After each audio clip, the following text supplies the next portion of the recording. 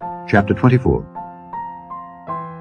When a man hath taken a wife and married her, and it come to pass that she find no favor in his eyes, because he hath found some uncleanness in her, then let him write her a bill of divorcement, and give it in her hand, and send her out of his house. And when she is departed out of his house, she may go and be another man's wife.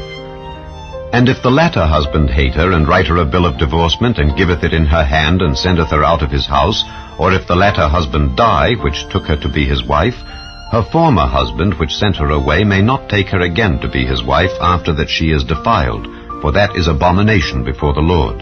And thou shalt not cause the land to sin, which the Lord thy God giveth thee for an inheritance.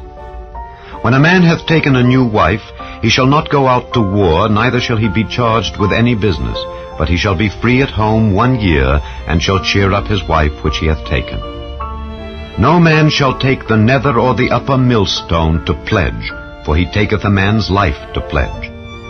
If a man be found stealing any of his brethren of the children of Israel, and maketh merchandise of him, or selleth him, then that thief shall die, and thou shalt put evil away from among you.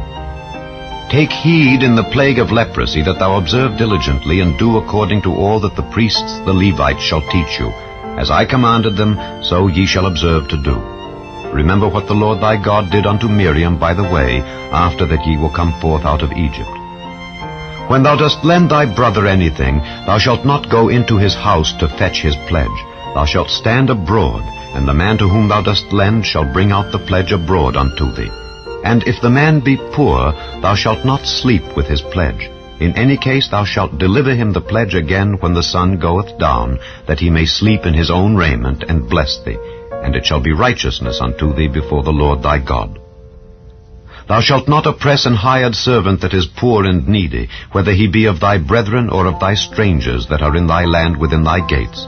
At his day thou shalt give him his hire, neither shall the sun go down upon it, for he is poor, and setteth his heart upon it, lest he cry against thee unto the Lord, and it be sin unto thee. The fathers shall not be put to death for the children, neither shall the children be put to death for the fathers. Every man shall be put to death for his own sin.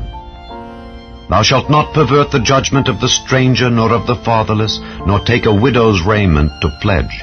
But thou shalt remember that thou wast a bondman in Egypt, and the Lord thy God redeemed thee thence. Therefore I command thee to do this thing. When thou cuttest down thine harvest in thy field, and hast forgot a sheaf in the field, thou shalt not go again to fetch it.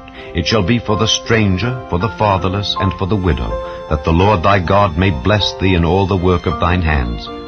When thou beatest thine olive tree, thou shalt not go over the boughs again. It shall be for the stranger, for the fatherless, and for the widow.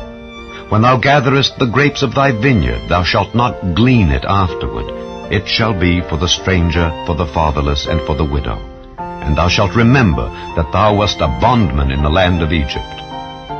Therefore I command thee to do this thing.